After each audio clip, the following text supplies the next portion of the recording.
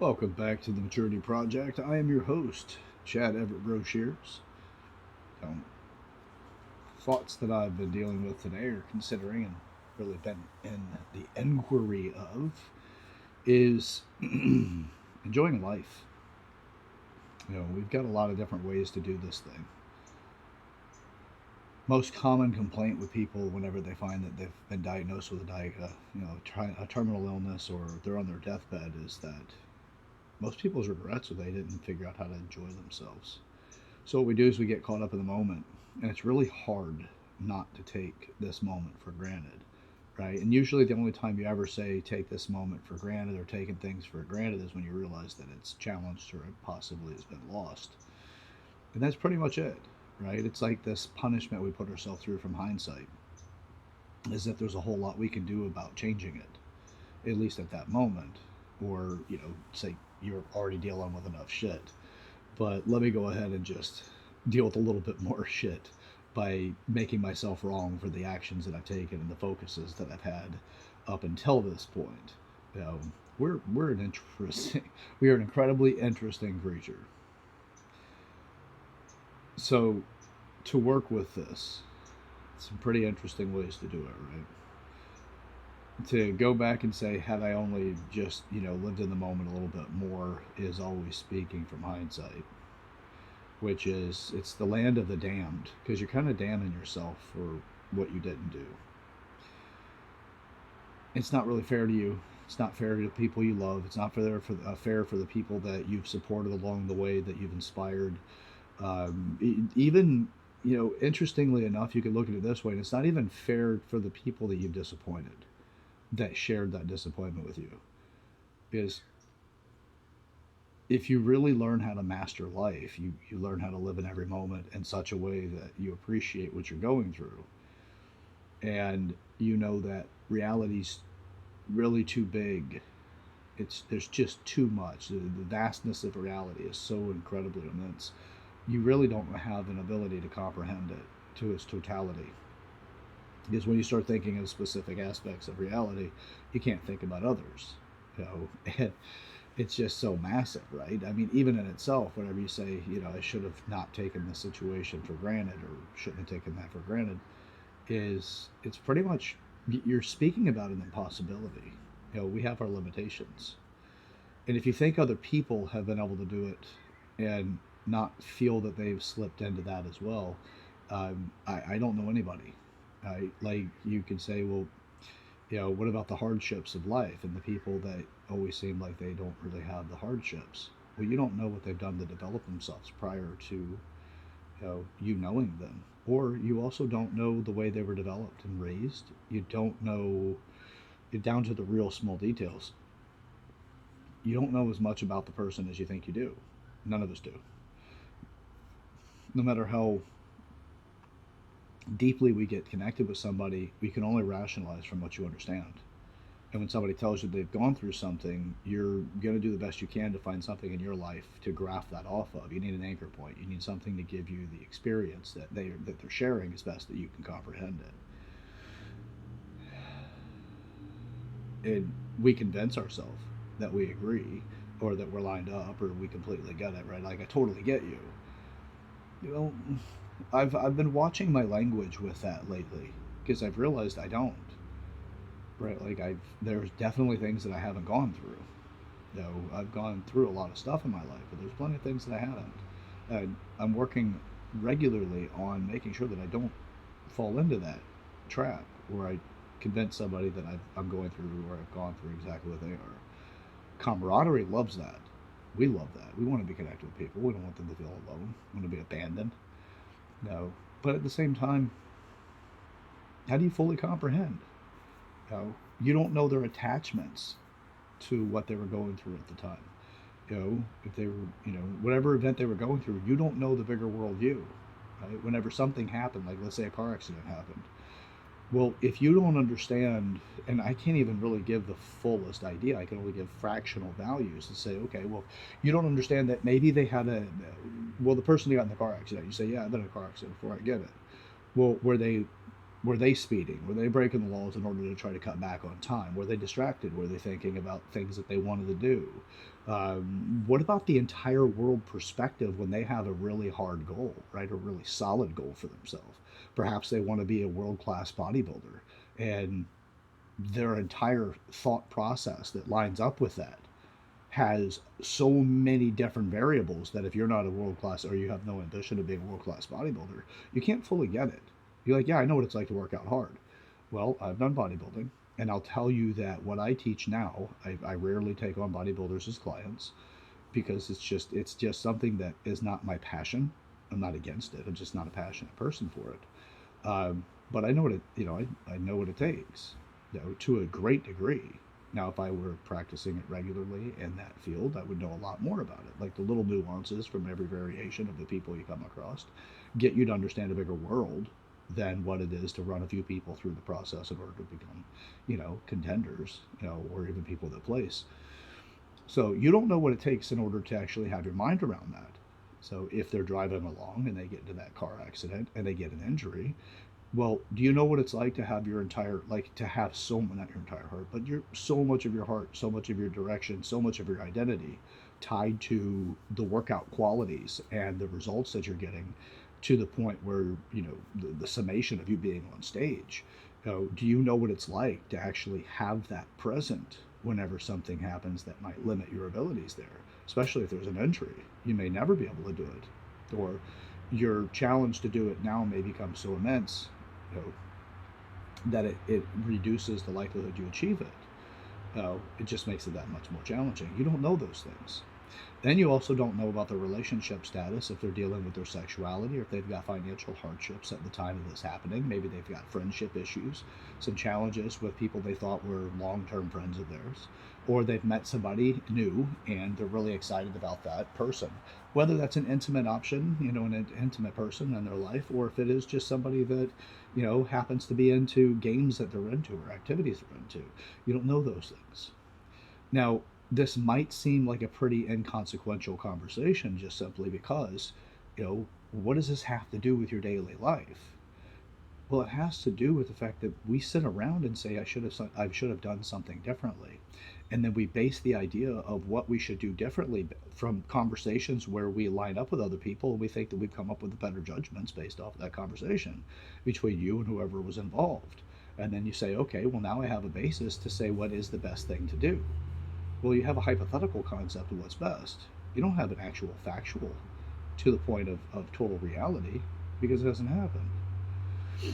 So my thing is not about making you feel defeated because we're thinking into different corridors that I've seldom traveled by a lot of people, because a lot of us have superficial thinking because of the priorities of things that we have neglected, or what we're, in obsessive, pursuit of. You uh, we typically don't look outside of those things. Either life punishes you or treats you, or disciplines you in a way that you have to focus on something, and you let that thing get so neglected that life needs to punish you. Or actually better, life needs to discipline you to focus on it rather than punishment. I take that back. Because life will do that. If you neglect something long enough, it will discipline you to focus on it.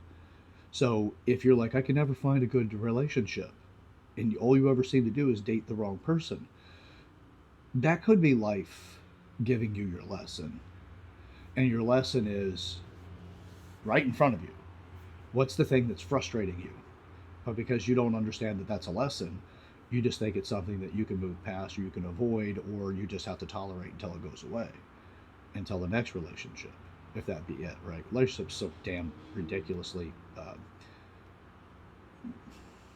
focused on right now by a lot of people, and I understand why.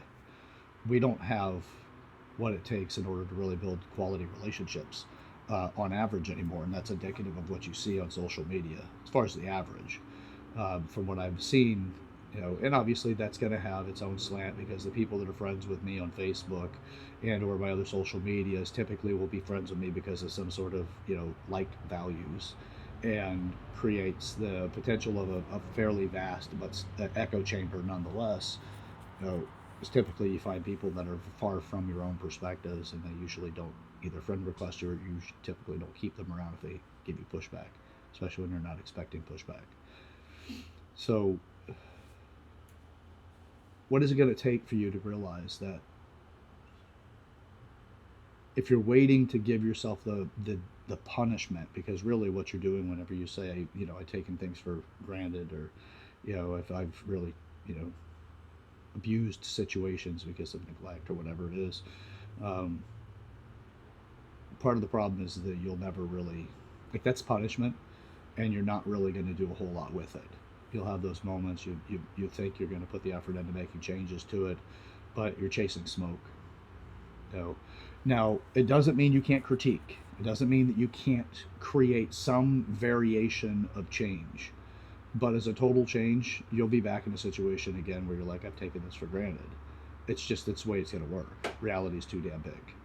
Reality is, and it tells you every day. The more people you interact with, the bigger you realize reality is. Now, I say that, you're like, well, everybody just has their own perspectives. Yeah.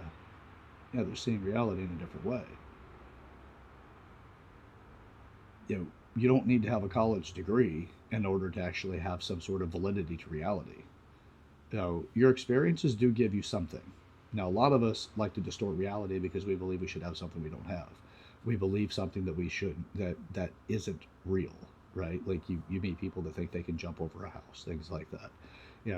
Quick pull of the hat kind of like example, but they don't have anything that's tried or true, and they base a reality off of that because they spent so much time making it real to themselves by thinking their way through it. We've met somebody that has a bit of a disconnect from reality by their own abilities. It's usually referred to as hubris, but the high level arrogance, if you will. But to the point where they're detached from reality, it's hubris. Uh, so my point isn't to chastise. It's nothing like that. It's just, let's think. Let's think through some things. Now, today's conversation isn't one that I intended to create some sort of action item necessarily. This is just like, it was at this phase of what the Maturity Project is up to, is we are formulating, programs. And I have people that have the kind of education and the kind of relatableness that they're more effective than I am in engaging people in the particular areas of expertise, the areas of their maturity. I like to get people thinking. Oh, that's one of my preferences. I suck at small talk. And how I suck at small talk is that I usually redirect things. And I direct them in such a way that makes people open up. Because small talk's uncomfortable to me. It's meaningless, really. Because it truly is. It's meaningless nonsense. It's just, silence is uncomfortable. And the mystery of what people are thinking or doing is greater when you don't speak than even if you use pleasantries and small talk. But I prefer to have an actual meaningful conversation. How's your day? No, I mean, really, how was your day? I loved hearing, because of the ability to disrupt, but I loved hearing people say, well, yeah, I could complain, but who'd really want to listen anyway? So, it's just going to give people things to gripe or complain about. And like, well, that's not necessarily true. If you complain to the right person that has the ability to create a solution to your problem, now the question is, do you want a solution? You don't know who you're complaining to. I'm one that I don't really get a lot of people that complain to me that don't expect, or that aren't offered a solution. I prefer solutions.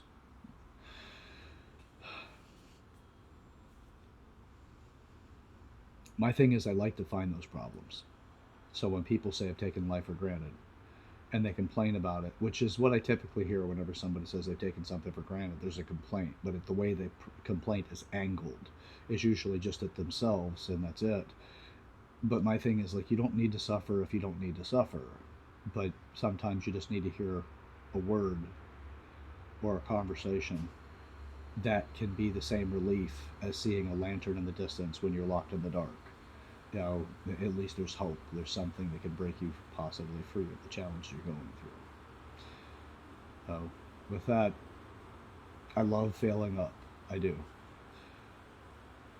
I have interesting desire for the hardships in life is the hardships will give you the lessons that will make you that much more capable of handling life as it comes along. At times, I think that it's almost an addiction because it's, if there's a hardship to go through, then I'm typically like, hey, let's take it on, baby. I often, without enabling, also will, if somebody's going through a hardship, I have a habit of wanting to be a part of it. Not in a way to cause them a problem, whether that is by creating the solution without them feeling like they have ownership over it, which is doing it for them and potentially enabling them. I'd rather do things with people. I care a lot. I'd love to learn the lesson if I can with them in such a way that minimizes the harm for everybody, everyone involved. But I also don't want to take away the harm that is necessary to upgrade a character. So it's a complex concept, but at the same time, I try to keep it as simple as possible, especially whenever I explain it to people. I do enjoy hardship. It's the bitter that I become very. I've got an exquisite taste for the bitter of life, apparently, because it's like, look, man, if you really want to get where you've seen or you've found other people to get, you've got to learn to face the hardships in such a way that you've upgraded your character. Those traits that are necessary to upgrade your character are being provided. There's an opportunity for everything to grow. But it is beneficial to understand that other people have other versions of reality. They have a piece of reality within them, and then they have the stories that are associated with them making sense of it. If you open up, they've walked a lot of steps without you. If you open up, you can start understanding those steps, and you can see new opportunities and possibilities through the conversation you've had with them. You have gained access to another life if you just open up. If you don't make them wrong because they have a different version of the realities that they've gone through versus your own, then you have something that can significantly change your life.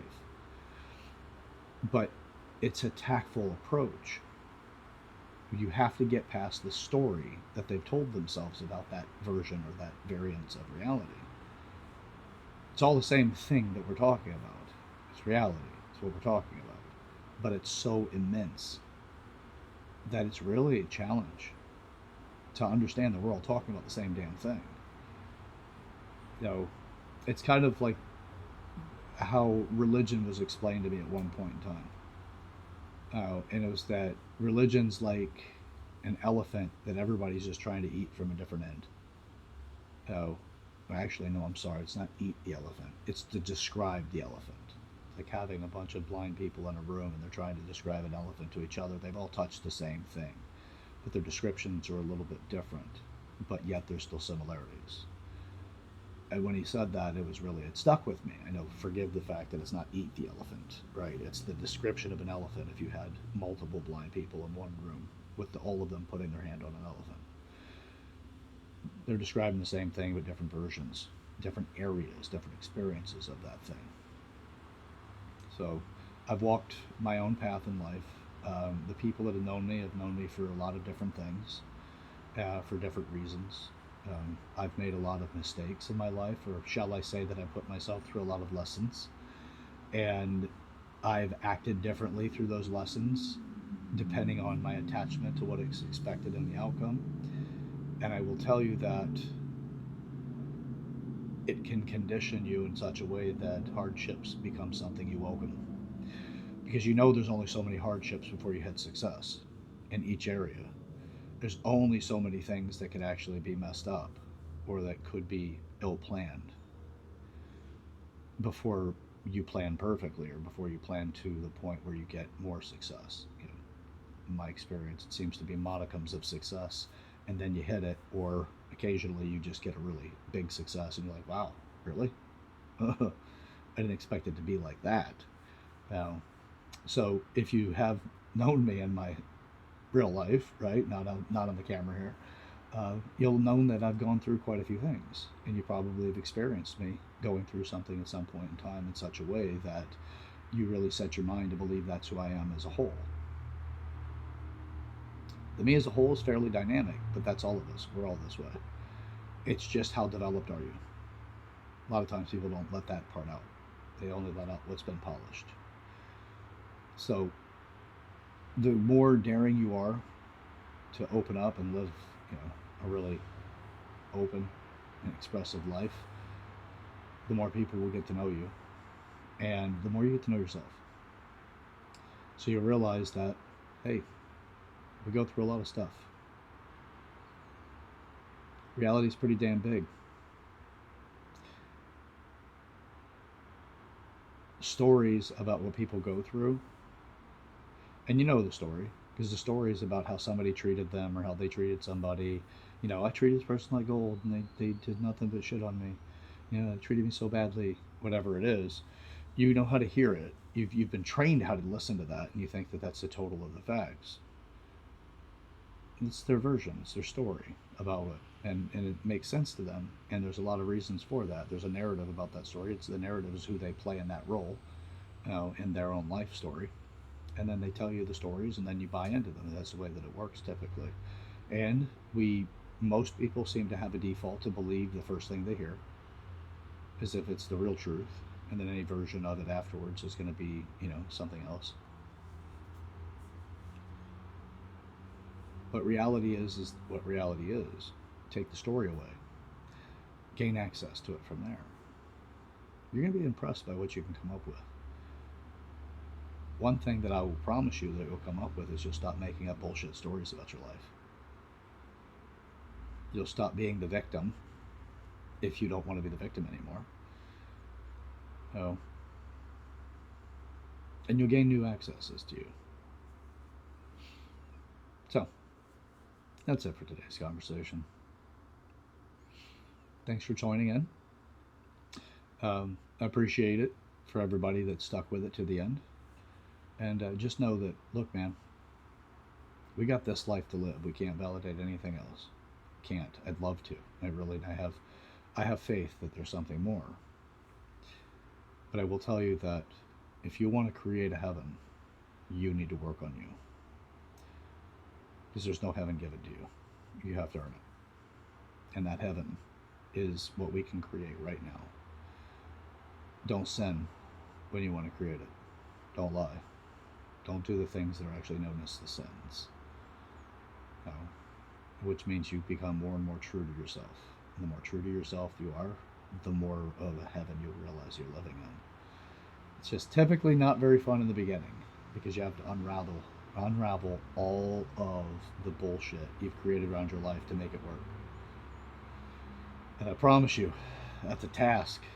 So if you're interested in finding out more about this or the programs that we offer through the Maturity Project, or going through a free assessment to find out exactly what areas are going to be the most beneficial for you to focus on, you can send us an email at yourmaturityproject@gmail.com. That's YOUR maturityproject@gmail.com. Again, that is YOUR maturityproject@gmail.com.